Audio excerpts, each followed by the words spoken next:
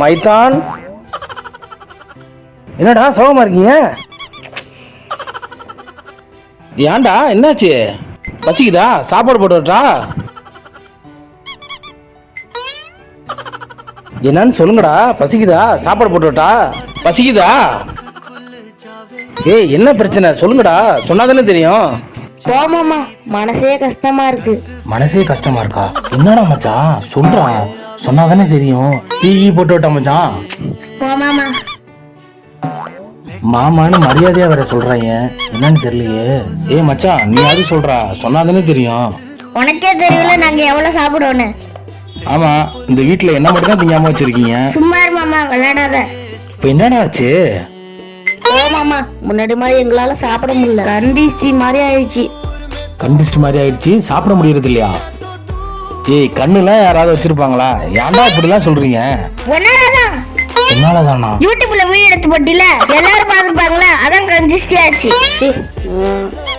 ஏ மச்சான், அது ஒரு காமெடிக்காக போட்டதுடா, ஏன்டா அதை இப்ப சீரியஸா எடுத்துக்கிறீங்க? வேணும்னா சொல்லுங்க மச்சான், யூடியூப்ல இருந்து அந்த வீடியோ எல்லாம் எடுத்துறேன். என்னடா இப்படிதான் நினைக்கிறீங்க? யூடியூப்ல இருந்து வீடியோ எடுத்துட்டா பழமடி எங்களால சாப்பிட முடியுமா? கண்டிசி தான். சே, உண்மையிலே யூடியூப்ல வீடியோ போட்டு ரொம்ப தப்பு பண்ணிட்டோம். இவ்வளவு ஃபீல் பண்ணி பேசுறான் இல்ல. மாமா, எங்க கொஞ்சம் தனியா இருங்க மாமா. சரி மச்சான், தனியா இருங்க, நான் கொஞ்சம் நேரம் கழிச்சு வரேன். சரி கொண்டா, இத பாத்திரம் வளர்க்குற இடத்துல போட்டுறேன். ஏன்டா கொடுங்கடா, பாத்திரம் வளர்க்குற இடத்துல போட்டுறேன்டா. இங்கே இருக்கட்டும்.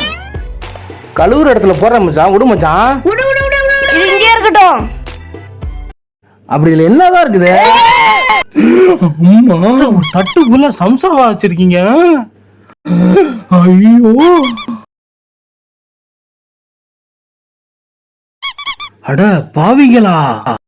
ஏண்டா 10 சம்சா 10 மிளகா பஜ்ஜாடா? சோகமா இருக்கேன், டயர்டா இருக்கு, சாப்பிட முடியல, கண்டிஸ்ட்ரி பட்டுருச்சுன்னு சொன்னீங்களே.